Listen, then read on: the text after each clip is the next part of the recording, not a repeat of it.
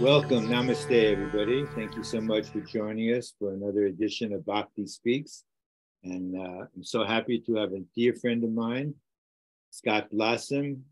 Known, maybe I know you 15, 20 years. I remember knowing you from the health industry or something like that. But anyhow, welcome to the show. And a lot of our people are anxious to hear from you. And so can you give us a little background on what you're doing? I know you're an Ayurvedic practitioner and a well-known yoga teacher as well. Bring us all up to date on what you're doing, and we can go from there. Okay, great. Yeah, I live in Berkeley, California, the ancestral homelands of the Lishan Ohlone, and I've had a clinic in the Bay Area where I practice. It's an integrative clinic. I founded it with a naturopath where I practice traditional Chinese medicine and Ayurveda, and for many years, like about 15 years, and also, continue to do some teaching in various places. Like, went to the event last year in Baja with you and KD and everybody, and since the pandemic I had never taught online, so I went online at that point. So now there's an online community that I really specialize in integrating yoga, Ayurveda with science, because I have a biology degree too. So I'm sometimes I joke with my patients, like I'm a hippie that leans science rather than a hippie that leans like some other direction. And so I continue to be really fascinated with things like microbiome science and, just the way that modern discoveries that are relevant to modern people are, going to be of use to folks that I work with. Are you still teaching yoga, or that's something on the side you are?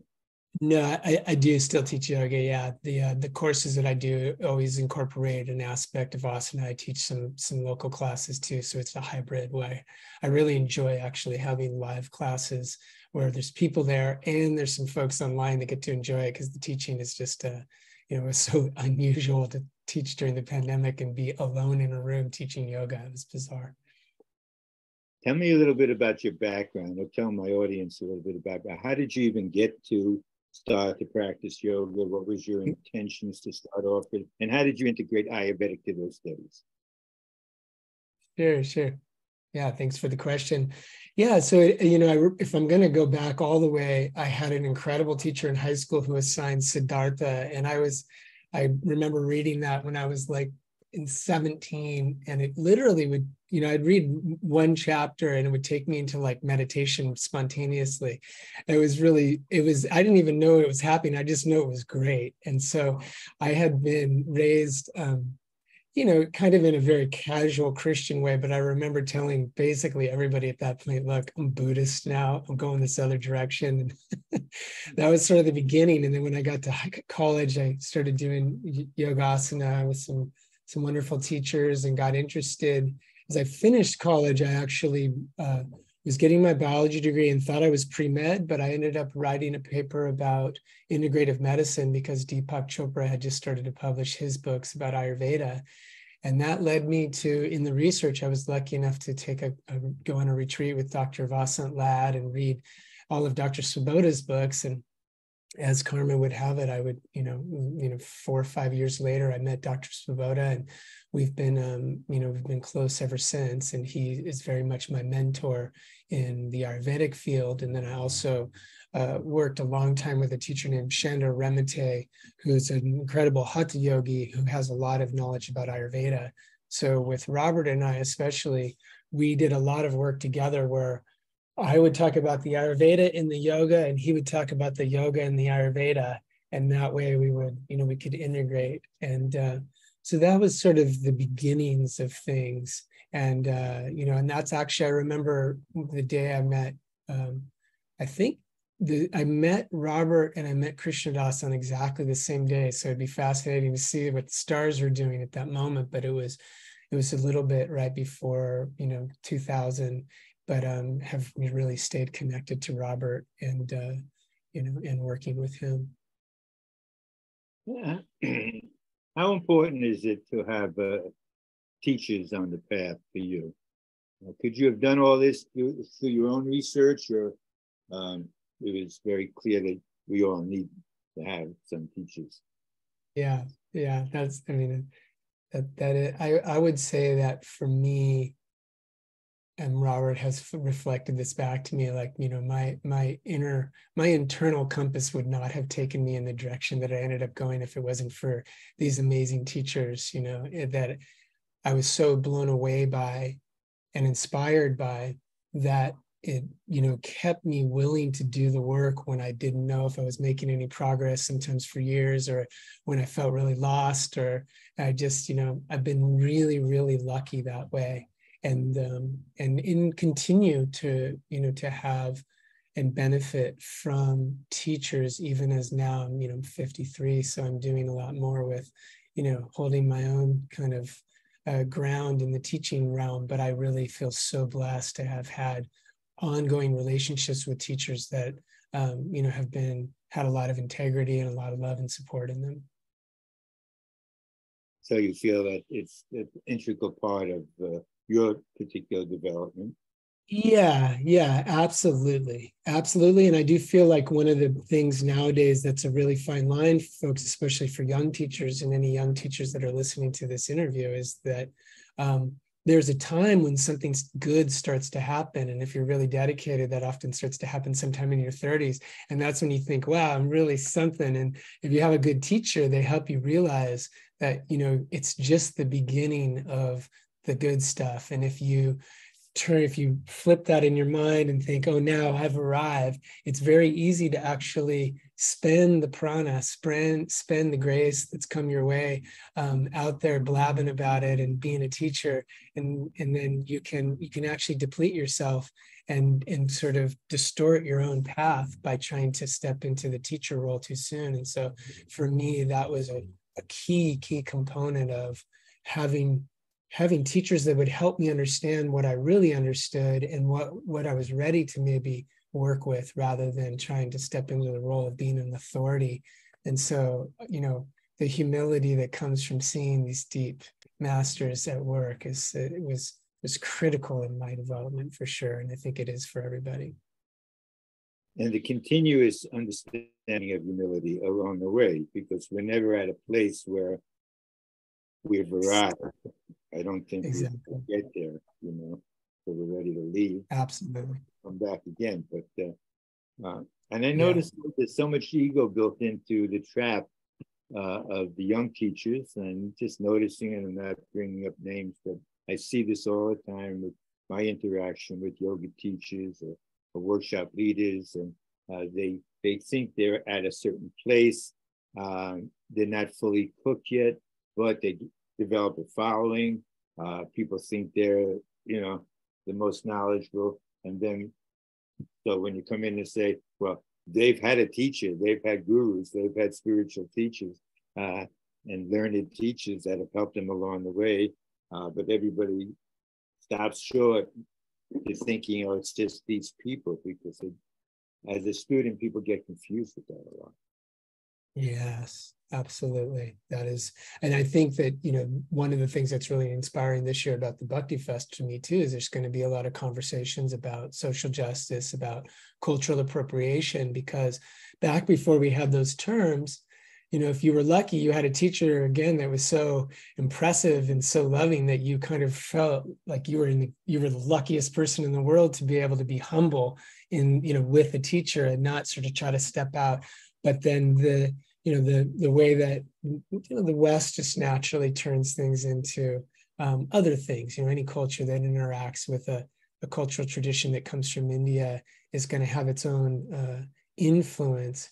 But I, you know, absolutely agree that the biggest thing is to recognize that there's no new ideas. You know, there's nothing new under the sun, and we're all just standing on the shoulders of the giants and the ancestors that, you know, that got us here.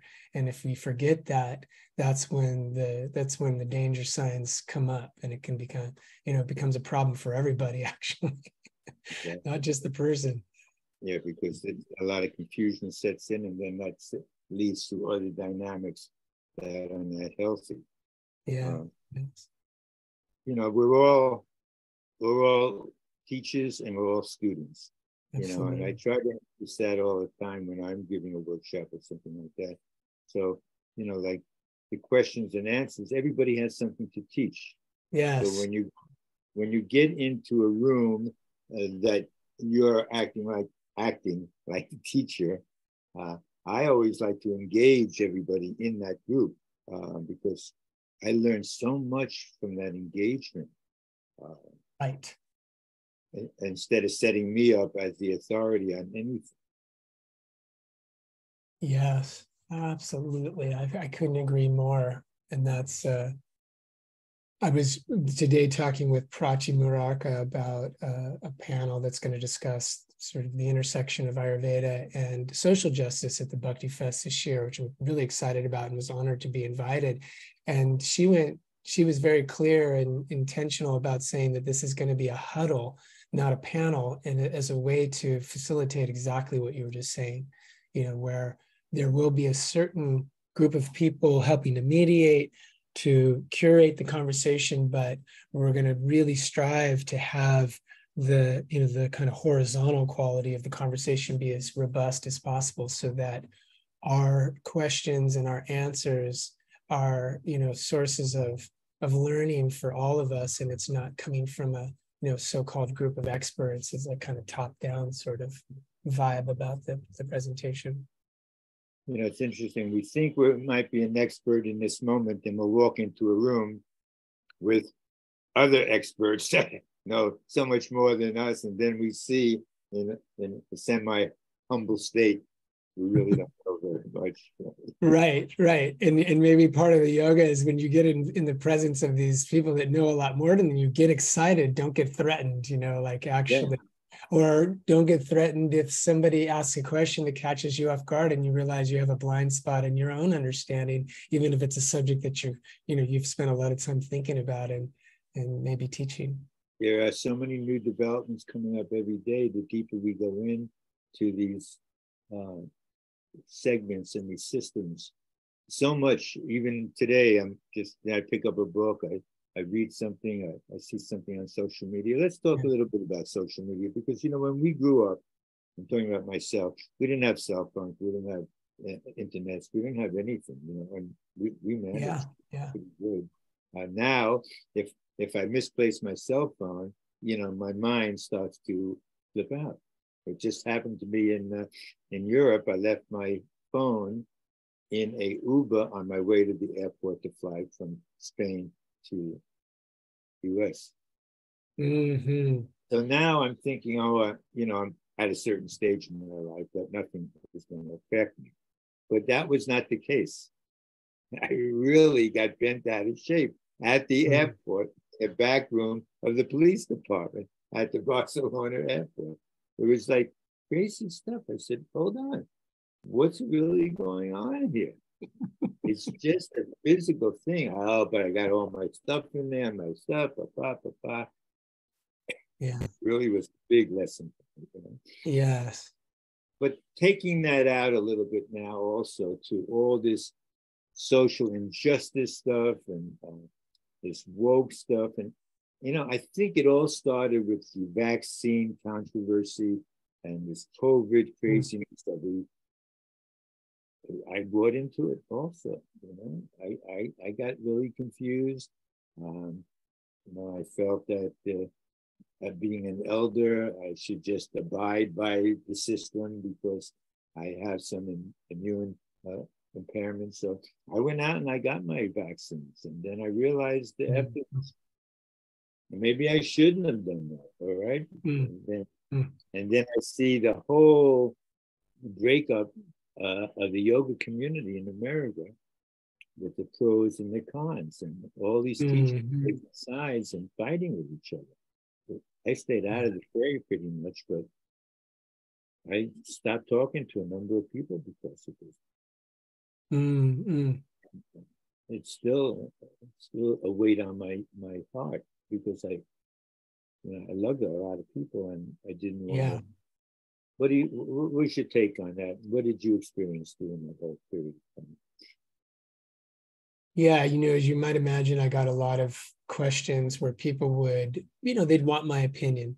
And, because of my role as a healthcare provider. And the truth of it is, for me, I took the opinion that this is, if I had specialized training, et cetera, I would have a better platform to speak from. But I was just, very, very aware of how limited my own knowledge and understanding of these subjects were. And so I would, in my own case, what I did was I kind of took that place, especially with patients. Like, it's so important as a practitioner to not project your values onto your patients, because that's part of the oath, is that I'm going to be, sometimes I sit with patients that are very different than I am, and they have really different opinions I may even disagree with. But my job is to be as respectful, as possible in the process of the dialogue. And so I took the position of saying, I'm not an expert on this. And when I looked into it, for me, I was looking to organizations that were trying to do a really earnest deep dive into their own research. So in my own case, for example, the Maharishi Institute of Ayurveda did a very, very in-depth study about vaccines. And it was like a 6-month process, where they had a panel, or they had, a group of people working together and really trying to hash it out and get the best information possible from, traditional sources, biological sources, et cetera. And so for me, that was a way of investing in the kind of care and the kind of methodical diligence that I would, that I feel like I need to represent as a healthcare provider. And somewhat to my surprise, but also something that I was willing to accept, was they came out pro-vaccine, and not so much in a kind of like strident way, but they didn't reject the vaccines, is another way to say it. They basically said, for us, we've done our research and this is our position. And so in that way, I used their process, their authority, their diligence as something that I could have some confidence in. I also happen to have a father-in-law who's a PhD in biochemistry. And so I got to talk to him, and he and I have a very good relationship. And we can talk and, converse and argue about stuff in a way that's really, safe and healthy. And so between those two sources, that was a big one for me. And so it wasn't that I came out and said, oh, I'm pro-vaccine. What I came out to say is, with the sources that I've looked into, the information that I'm getting isn't raising the alarms about vaccines the way that some groups came out really hard against it. And so that was, in some ways I was very close to the middle, you could say, but I also was just taking a humble learning stance, talking to my own patients about problems they had with the vaccines, seeing how many of my patients didn't seem to have any problem with the vaccines or haven't shown any side effects, and so, again, it's an ongoing process, and I can't claim to really grasp all of the, ethical, political implications that were there. I sometimes feel that maybe we were taken advantage of on a lot of levels with the whole thing. I kind of felt bad about that. Yeah. Well, it's interesting that you frame it that way, because I agree that, one of the advantages of social media and the dissemination of information, not only via the web, but now social media, has, I think, in a lot of great ways, opened up dialogue and, taken it out of some of those constraints that used to be in place, where it's like people who had the control of the communication lines were influencing what was being heard and what wasn't. And now the forest of voices, as it were, is very vast and diverse. But part of that too is that there has been a process where folks are entitled to their opinion, but I'm going to weight the opinion of somebody that has a background and decades of experience in something different than the opinion of somebody who is gleaning information from their, from the websites. Because one of the things we know about how the sort of internet has influenced the way people learn is that we go in and we cherry pick, because we often do have conscious or unconscious biases, and we go in, and whether we like it or not, we go in to kind of bolster our original opinion rather than necessarily going in and breaking it down, which was ideally something that you would do. And I say that in the context of, social justice now, where we realize that the history that you and I were taught about the United States had huge omissions about what slavery really was, about the impact on the American economy, about the impact on the Black population that continues to this day, et cetera. And so it's not to say that it was better and we got to go back to the so-called good old days. It's just to say the whole environment has gotten radically complex. And so for me, again, as somebody, I think it's just an occupational thing, because I have to be very careful about what I tell people, because my health advice impacts their lives directly. And so I have a big responsibility, and I think it makes me naturally cautious. Whereas somebody who's a little more maybe philosophical, or they're more political in their views, they may naturally have the opinion to go bigger, and go stronger and more opinionated with how they do that. But like you said, I think we all can get caught in that. We can get caught. And one of the most insidious things is, do we go out and try to prosecute every single case and every single person and make it this hyper individualist kind of platform that we're taking? Or do we look at saying, are we looking at bigger trends too, about how is dialogue going down? How is communication being conducted? Is this yielding something that's going to create the systemic changes that we can see and know are necessary? So I really see that tension between, one of the best ways to confuse somebody is to make somebody think that everybody has to do it a certain way. And as soon as you go hyper individual, that's exactly what the power brokers want you to do, because they're working the institutional level. And if you keep everybody, all the people infighting that are, sort of subject to their power, that's an excellent way to keep them from actually organizing something that could change things. I don't think the powers to be want to see effective change. That's why they've kept this at the way it is. Right. Like, we didn't really know much about any of this stuff when we grew up. There wasn't social media, so we weren't told anything. Like you brought up about the slavery. I remember marching in New York, against the war and against, blacks' right to vote. And that was like 40 years ago, or 50 years ago. And still nothing. What has changed other than our bodies and our time frame? We're still fighting against the war. We're still fighting about Black Lives Matter, but yes.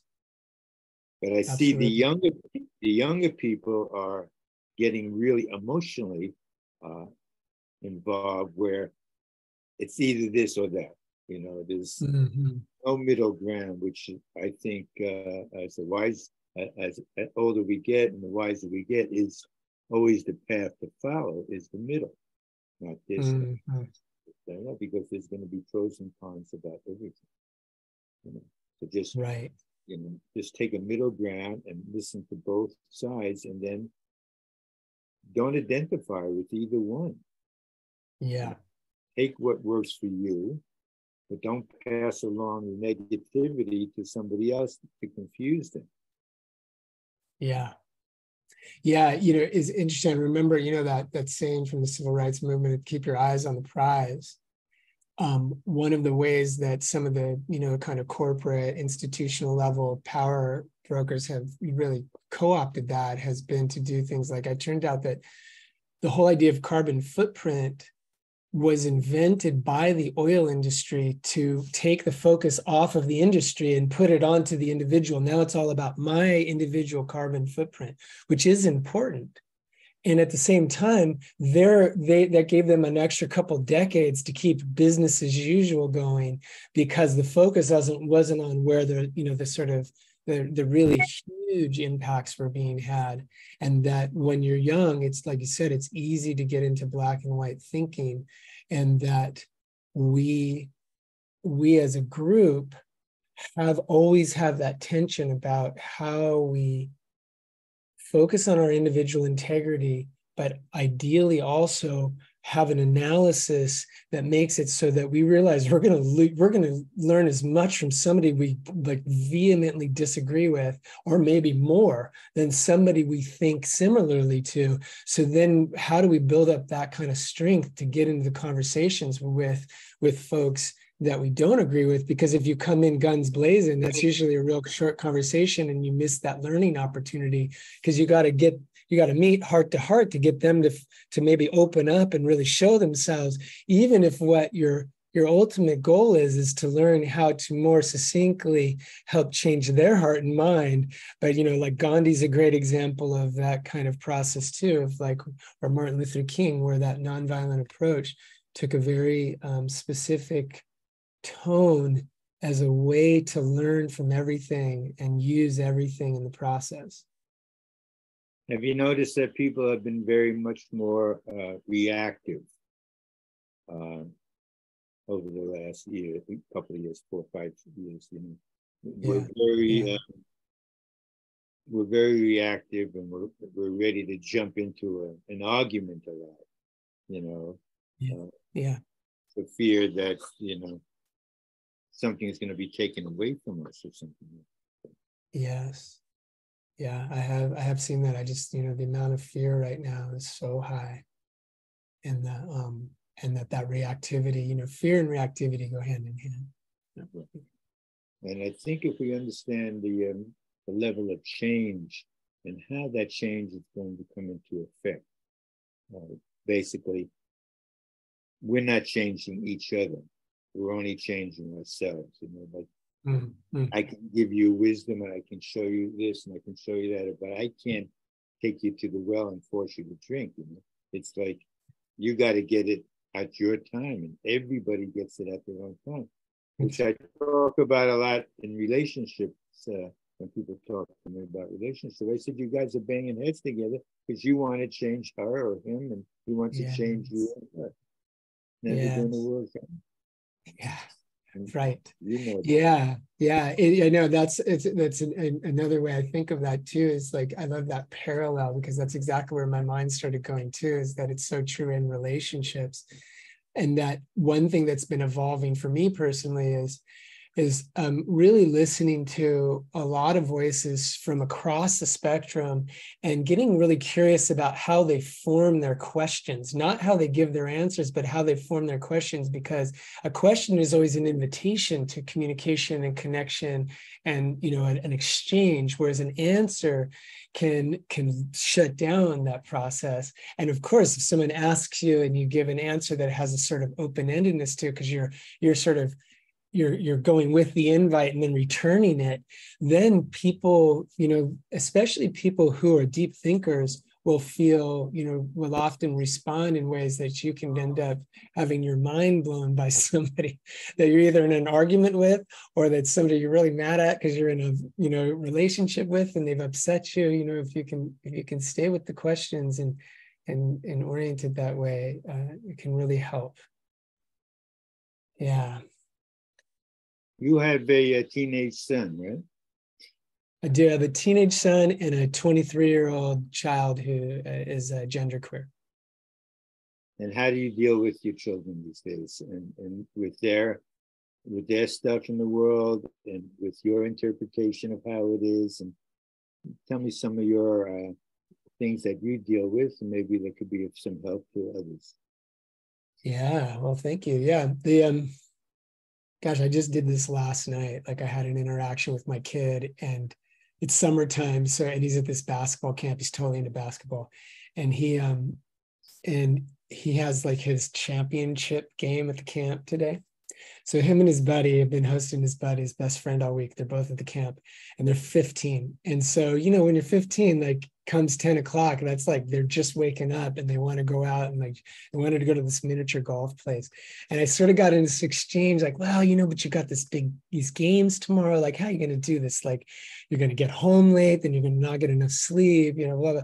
And we got into a little debate, a little tussle. I was a little less patient than I should have been. So the moral of the story is like, about 30 minutes later, I had to own that I was cooked by that part of the day. I was tired. I had worked all day, and then I had a number of things to do at night.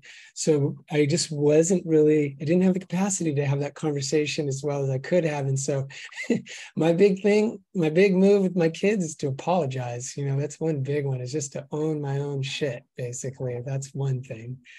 And that really has gone a long way with both of them, it's like, because they're just they almost immediately are kind and gracious with me if I've misstepped, and then I own it, or I kind of, yeah.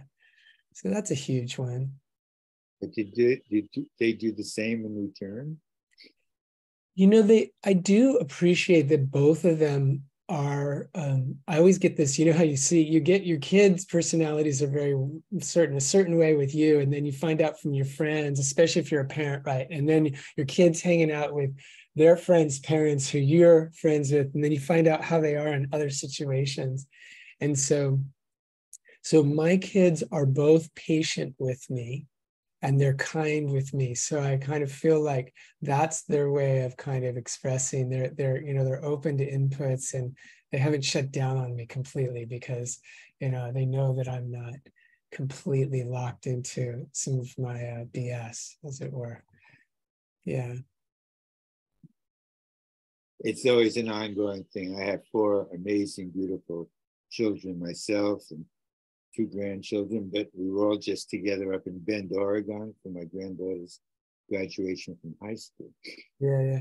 But just seeing the interaction of everybody again and again every time they get together, and going through all this stuff that they've been going through their entire lives, And I'm looking around and saying, wow, there is some change, there is some growth, but everyone's still getting stuck. We're all still getting stuck. It's hard to see some permanent movement where you dive deeper into the spiritual understanding of who you are, and what are we doing here? We just are wasting time and just waking up. And I noticed that in a lot of the elderly people, they're just sitting around waiting to leave. Yeah. Yeah. And I do think that's a symptom, it's partly a symptom of a culture that has devalued them, like that's what's great. Like I have some dear friends that are Mexican, and when I hang out with them, there's often multiple generations there. And if grandma says something, you can hear a pin drop in that room, because everybody's listening. Like she's got the power. The grandparents have the power. And that's a beautiful thing. That's so nourishing, even though there's a sort of, can have its dysfunction too. But at the same time, it's a cultural model that's still intact. Whereas our, kind of, you could say more American model has shifted some things that were probably normal forever until not too long ago, about having the elders have a kind of, to give them respect in a way that, even the little kids know that's the rules of engagement. And it really does, I think, nourish the elders and give them power to be able to have that kind of relationship with everybody. It comes down to the respect. It's that the same thing when I go to India, for example, and parents raise the kids, and then the kids raise the parents, so to speak, right? Yes. The mother-in-law or the grandmother is always the head of the ski-on of the family. Same in Europe. Yeah. We lost a lot. This country started off as a very puritanical country, but very perverse behind doors. Yes. And I think that's a very unhealthy situation where we forget we're such a young country. We moved so fast, and we gave up a lot of the basic ethical principles that the older countries and the older societies have maintained. Yes, absolutely. I remember listening to an incredible Black activist. He's a youth activist named Orland Bishop. He actually just did an event down in LA last weekend with Bayo Akomolafe and Resma Menachem. And he said the way he put it was that the way this country was formed is we traded our roots for the privileges that there's a certain group of privileges that have been enshrined, especially for white folks, that we traded our roots. He said, don't talk to me about what you gained. I want to tell you about what you lost. And in that same way, I think Resma Menachem has commented about the way that a lot of the settlers here, the colonial settlers in America, were coming from a very traumatic situation, but what they really wanted to do was just never have that happen again. So they became the power over dominator kind of folks in this new scenario with Black and brown people. So that's part of the psychology where the trauma was never really processed. And so you end up recreating the same system that they were essentially leaving from in Europe. And part of that was to disavow their roots in Europe. And most of them at that point had lost their roots because of the way that the European genocide, indigenous genocide, had gone down for thousands of years. And so America's in a really tough spot right now. I feel like we're really harvesting that, to your point, that situation where we gave a lot away to create what we created, and a lot of it was really good. A lot of it was net common sense structures that had served humanity for hundreds of generations. Yeah, well, that comes down to respecting your elders. Yes. You might not agree, but I was functioning the same way. I had a lot of disrespect for my mother and father, not because of any particular thing, because they weren't, I was a rebel, so they were traditional people. Yeah. And I was out there rebelling and trying to find my way. Right. And when you're trying to find your way, there's a lot of disrespect that comes with us trying to find our own way towards other people. Yes. Our siblings, our family, and stuff like that. Like, none of that matters. But I think even though we're trying to find our own way, we must respect everybody around us during that process.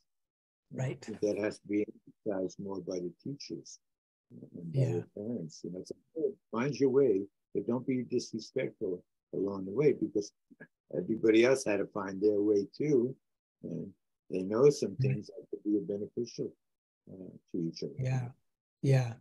And it reminds me of a kind of a dynamic that's come up with my eldest is 23, and because in their process of becoming genderqueer, and then my own learnings about what that meant, I asked a lot of questions, and I was really open to hearing what they had to say. And that by offering that respect and just really being open to saying, what is this to you? It opened up the two-way street where now they're more apt to ask me for my opinion, because they know that mutual, that respect was given, not for me to say, I'm older and I know something and you're younger and you don't. But it also works the other way. And that's that dynamic of just respecting people and engaging them just to find out who they are, no matter if they're younger or older or different in some way, is a huge way of priming the process of trusting each other and the respect that comes in that trust. What is that? You just gave a word, genderqueer. Can you explain that? I might not know that. Yeah, sure. Yeah. So genderqueer is where my child is basically neither choosing to be they're not in the binary. So they're neither choosing to be categorized as male or female. And it has a lot to do with, you could say, the freedom to express themselves. So it has a strong aspect of wanting to be a person who can express themselves through that whole spectrum of being masculine to being fully feminine, to without really settling in a place and identifying with like, oh, I'm this. Whereas somebody who is, say, transgendered is going to be choosing, they're going to be identifying more with one side of the polarity of gender identity. Gender queer is something that's not identifying. But we didn't have those terminologies before. Yeah. Right? Yeah. And so how did we classify everything? That means somebody would be bisexual or something like that? Would that be the same kind of thing? Yeah, so with bisexual, it would be an orientation term. And again, I am no expert with this. I'm a baby. I just keep talking to my kid, and my kid's very involved in the queer community in Los Angeles. So I'm as much of a student as anything. But yeah, my understanding would be that sexual orientation and gender orientation are obviously connected because we all have those orientations, even if we are asexual, but that the gender is the piece around gender queerness that's really focused on. It's about kind of the rejecting the binary and being somebody that is fluid inside of the binary between masculine and feminine. So as a parent, let's talk about that. When that first was approached to you, we don't have to get too personal. Sure. But when it first came to you, what was your initial reaction? How did that work for you? That would be helpful for people. Yeah, I think it's important for me to contextualize where I live. Living in Berkeley makes this is a very progressive, some would say hyper woke spot, and so the amount of, the way that trended was very gradual with my child's friends, like in junior high and high school. So some of their friends were coming around with their own explorations within gender. So it was kind of like, it was slowly rolling along. And then when my own child, let us know that they were genderqueer, the main thing at first was semantical, about kind of them saying, please try to respect me by, using the pronouns that I would like you to, like they and them, in their case. And that took time. My brain was wired up a certain way. So we had certain agreements where they said, look, I don't mind if you slip up, but if just acknowledge it and move on. And there was even this fine line between, you don't have to make a huge apology. You don't have to wring your hands about it. Just simply say, oh yeah, that's right. You've made this request that I use they, them. I just use she because their name is Tara. And, that was the pronouns up until that shift were she and her. And so there was, it took time, but it also was something that for me, one of the biggest things was to see, one, how important it was to them and how much it helped them that I was willing to try, that I was willing to respect them and love them by saying, okay, if this is what you need, I personally don't see how there's any sort of drawback to me trying to honor that. So I'll do my best. And it was still a process, and we still joke about it because sometimes they'll like put up something on social media where they're dressed very much like, like a boy. And then I'll say, that's my boy on social media as a kind of joke. And then they think that's funny. And, it's like, it's fun in the sense of we're just kind of looking at the whole thing and saying, yeah, it is what it is. And they're, because of their orientation to gender, that they really want that freedom to be at all.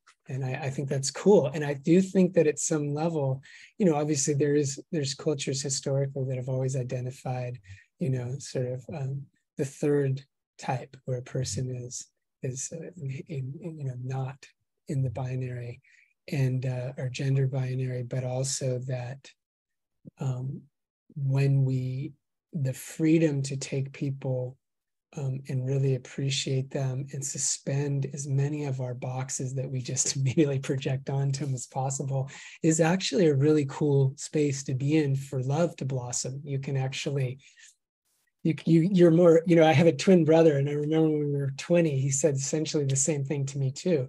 We had so many ingrained patterns, and one day he just kind of took me by the collar and said, pretend like you don't know me. Like this, we can't do this anymore. You need to pretend like you don't know anything about me. And if you come with a question and you ask it from that place, I'm going to know that you're really open to the answer, and you're not kind of, it's not loaded with all these kind of historical projections. And I feel like that I know that was incredibly beneficial to my relationship with my brother Michael. And I also feel like it's a very similar type of theme that's running now in my child's life. And yeah. How would you think it would have played out if there was no internet influence and there was no names changing and all this kind of new categories? How did these things play out in the past? Right. Exactly. Well, I love, in some ways with social media, right? Everybody has an avatar. Even if you're taking videos of yourself, it's still a full-on representation. You're curating what shows, what doesn't show, and all that. And so I do feel like a lot of it, this has accelerated the process of people to being able to really put the question of identity as wide open to creative interpretation. Whereas, like you said, before all this, our identities were so tied into our families and our neighborhoods and what we wore and what we did for work or what we studied or what art we were into or whatever it might be, that I think it evolved much more slowly because of our physical limitations. Whereas now there's this kind of hyper aware space of social media where you can, like my kid, I remember my son during the pandemic, he made one of his best friends during the pandemic, and they didn't meet in person for 2 years. And it luckily for us, it turned out the kid only lived like 20 miles away. But at the same time, it could have been a kid from, some other continent that he ended up becoming best friends with. And so people really have the option to find their tribe in a totally different way now. And I think as soon as you start to find people that are as weird and particular as you are, you're great. I'm going to like double down on these things that really turn me on, that may be like really different from where I live and what my family thinks is cool and, what I've done in my physical life or my embodied life. So a quick suggestion to parents that might be watching this, that might be going through the same thing that you are. Can you give a couple of sentences on how they can look at it in a better light? Yeah. As everybody knows, children are just constantly transforming. And so if you can check your own fear and your own discomfort and own it for what it is, like let it teach you, rather than making it your child's responsibility to assuage your fear and discomfort, that's really valuable. And then the second thing would just be, and just be patient, because it's surprising how much, and I'm sure I'd love to hear from you about this too. Like you said, you're a rebel growing up, and there's that famous Mark Twain quote where it's like, when I turned 20, my old man didn't know anything, and now that I'm 25, the old man's really learned a lot in 5 years. You see him in one light, and then you get a little more life experience, and then you start to appreciate your parents and your elders differently, even if their opinions are different than yours. And that if everybody, as parents, if we model that patience with, and the love and the humor, and with them going through their changes, then that communicates safety to them, and they'll land on who they are. Whereas if you become worried about them, that you're going to project all of that into it, and it really destabilizes everything in a way that probably isn't so conducive to having them find their own root in their identity and in their life. Amen. No, that was good. Acceptance and love. And I think as a parent, we all need to go there more often. I remember way back when my daughter was hot and heavy with guys, and all of a sudden, one day she wanted to be with a woman, and she said she was a lesbian. And I said, I reacted.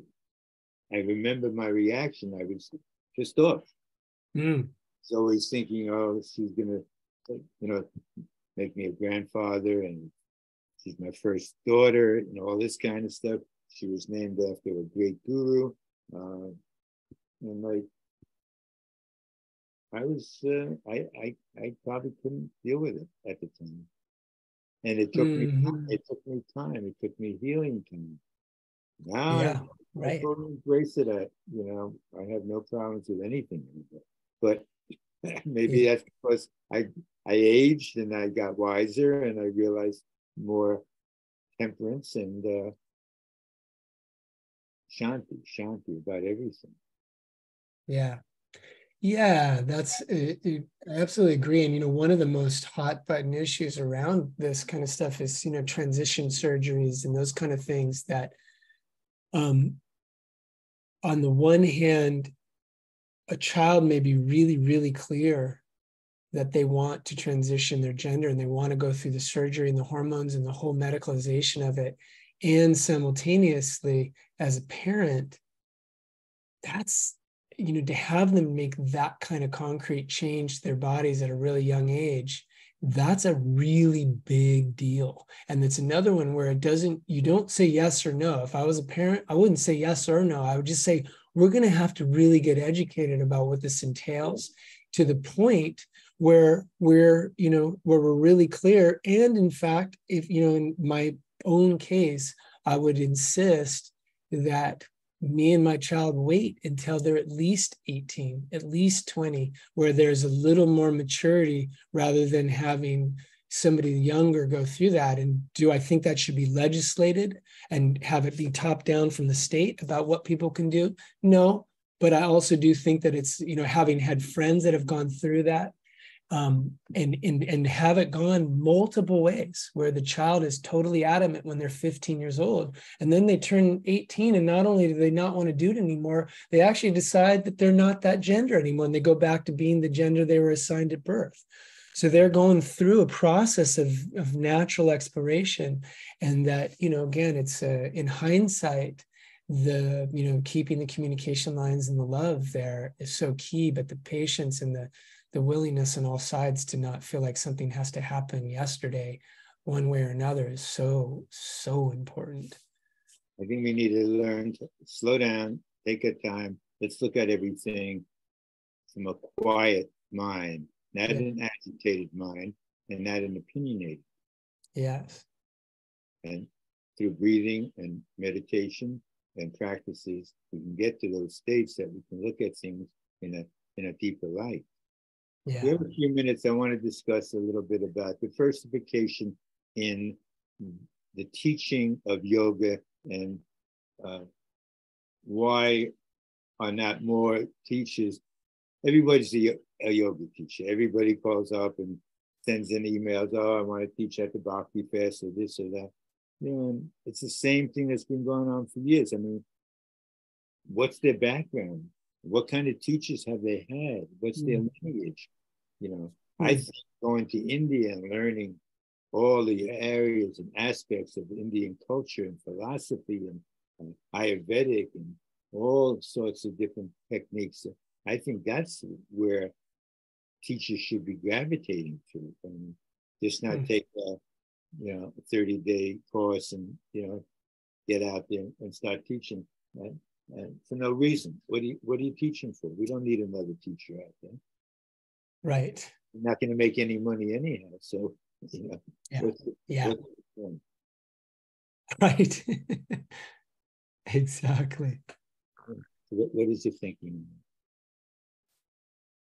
Yeah, I agree that it's often a situation where if you learn a tiny bit, then you become, then you might come to the conclusion that you know it all and have this huge blind spot. Or if you learn a tiny bit and then you realize that there's this gigantic body of Vedic knowledge that's out there and practices and traditions and arts, that you can feel overwhelmed and you feel like, oh, I'll never know anything, so if you only dip in a little, you're in danger of either one of those, the inflation or the deflation. And so I think, just like you said, like finding ways to, at some level, start by following your bliss, get into the thing that turns you on, find teachers that resonate with you, but also recognize that the yoga tradition in some ways is like designed to draw you in through one avenue. And then it's like one of those, 6-way stops where you come in through one avenue and suddenly you're in the turnabout, and you've got karma yoga and bhakti yoga, and you've got jnana yoga, and you've got hatha yoga, you got raja yoga, and you go, oh my gosh, there's all this cool stuff. And then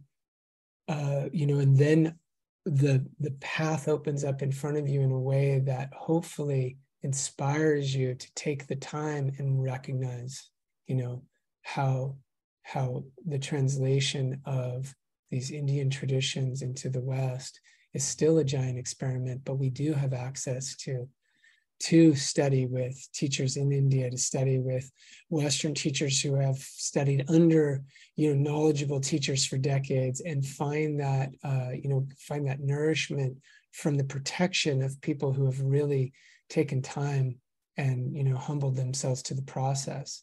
One thing I'd like to give a shout out to is an organization that I helped found with about eight other folks, including people like Nina Rao is on the board of advisors, Dr. Svoboda is on the board of advisors, Dr. Claudia Welch, Dr. Ram Kumar from India, from Vajragrama, one of the founders of Vajragrama in India, where that's exactly our goal, is to say that there's certain things that have become very well known in the West, but we're going to try to literally look for the traditions and the lineage holders from around the world, especially in India, that can help folks to find more of what turns them on with the deep, deep study of these Vedic knowledge systems, and to understand how they are comprehensive in their potential for helping us, if you know where to look. So again, giving a platform to voices that are not as loud in the Western space, but nonetheless have incredible depth and hopefully inspiration for sincere students in the West. And the org is called satsangam.net. Okay. Satsangam.net. And what is you have a website as well? I do. My website is Dr. Blossom, and it's spelled out DoctorBlossom.com. And where is your practice currently situated? Say that again. Where are you located now? Yeah, I'm in Berkeley, in California.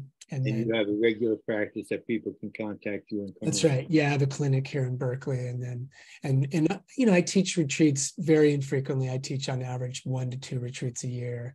And the Bhakti Fest is one of the only yoga festivals I still do because I enjoy it so much. And just the Bhakti is so strong. That's the thing. There's such a deep root there that I love it. And so, so I'm mostly a practitioner. I do offer a lot of online things for people who aren't local to be able to try to, catch what I'm doing as well. And how important do you think is developing an understanding of Ayurvedic techniques and in your practice as well as in your teaching? Yeah. Do you advocate people going to India to doing an Ayurvedic course there? Yeah, absolutely. And that's a good example of, the person I collaborated with, Dr. Ram Kumar at Vajragrama in Tamil Nadu. They do a lot of education for Westerners as well as, authentic Ayurvedic treatments. But, from the kind of yoga perspective, I think it's useful to frame it where in the Yoga Sutra of Patanjali, the second niyama is shaucha, purity. And when you break that out, it's ahara niyama and vihara niyama. And those are basically diet and lifestyle, which is the heart of Ayurvedic medicine. And so when you look at, supporting your yoga practice, the Ayurvedic teachings are absolutely foundational to setting context for the yoga practice to be supported. And then vice versa. If we only focus on personal health and apply the Ayurvedic teachings without entertaining some of the deeper teachings from both Ayurveda and the yoga tradition, then you miss the opportunity to nourish the spiritual potentials of the yoga practice. Excellent. You mentioned that place in India. Could you spell that out for us, please? Sure. Yeah, that's VAIDYAGRAMA, Vajragrama.com. and that's down in Tamil Nadu. And I'll actually be with Nina Rao at an event. I'll be co-teaching with Nina and Dr. Svoboda and Dr. Claudia Welch and Allison Dennis in November in Tamil Nadu at Vajragram. What time in November? It's going to be I think it starts on the 23rd of November. So just around Thanksgiving time. Oh yeah, because Nina is going to be with us in Bali with Krishnadas, I think, right before them. That makes sense. Yeah, We're doing a retreat in Bali, Bhakti in Bali, just announced with Krishnadas and Nina from the Hanuman on the 11th of November, heading to the 17th. Oh, great. And your event starts when? It starts on the 18th. And people can get more information on that? They can. If they go to the Satsangam website, you can get it, satsangam.net, and that's satsangam.net. And it's called the Healing Sounds Retreat. And I forgot to mention one of the principal teachers, which is an incredible Vedic chanting teacher, whose name is, I want to get the last name proper, so I'm going to take a moment to look this up. It's Shantala, and her last name is Shantala Sri Ramaya. And Dr. Shubham Kulkarni is also joining us. I didn't want to leave anybody out. So yeah, you can see that. That website again, Satsanga, spell it again. Satsangam.net. Yeah, satsangam.net. Okay, fantastic. And I hope people take advantage of these incredible opportunities that are presented from our programs to them, because it's very important. Don't waste any more time. You know, life is very, very short. Very, very short. Yes. We can talk about that at a later date. But yeah. Our time is up for today, and I think we had a great conversation. Yeah, thank you. I really want to thank you so much. And it's the kind of things I like to evoke, so people can, get deeper into their practice, because I'm a big proponent of spiritual practice and every day having a foundation that you get up and do some meditation, you do some yoga. Even if it's 5 minutes, 10 minutes, 20, 30 minutes, whatever it is, every day you keep maintaining that. And that will keep your mind in a more quiet space. And when things come up and you get agitated, you can always go back to your foundation to keep yourself steady. Yes. Thank you so much, Scott Blossom. I appreciate it. Look forward to seeing you in September or before, who knows. Our paths will cross. Thank you so much. Yeah, thank you very much, Sridhar. Good. Look forward to seeing you too.